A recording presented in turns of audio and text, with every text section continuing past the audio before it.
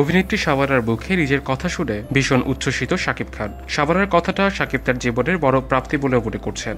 শুক্রবার দুপুরে লন্ডন থেকে এমনটাই জানালেন জনপ্রিয় নায়ক। বৃহস্পতিবার এক সাক্ষাৎকারে শাবানা বর্তমান সময়ের নায়ক শাকিব খান সম্পর্কে তার মতামত প্রকাশ করেন। শাবানা জানান, শাকিবের সিনেমা টেলিভিশনে দেখেছেন, ভারতে তার জনপ্রিয়তার ব্যাপারটিও জেনেছেন। শাবানার শেষ সাক্ষাৎকার শাকিব পড়েছেন। শাকিব বলেন, তাকে নিয়ে আমার শুধু একটাই উপলব্ধি, তিনি হলেন বাংলাদেশি সিনেমার সম্রাজ্ঞী। তার মুখে যখন আমাকে নিয়ে প্রশংসাসূচক কথা শুনলাম, তখন আমার তো আকাশ ওড়ার মতো অবস্থা।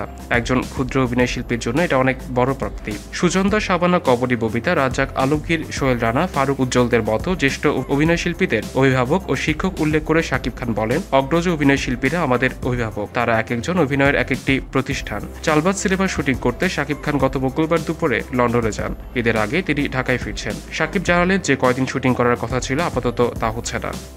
এলটিভির সাথে থাকার জন্য সবাইকে ধন্যবাদ। বিনোদন জগতের সর্বশেষ সব খবরের আপডেট পেতে আমাদের সাবস্ক্রাইব করতে ভুলবেন না।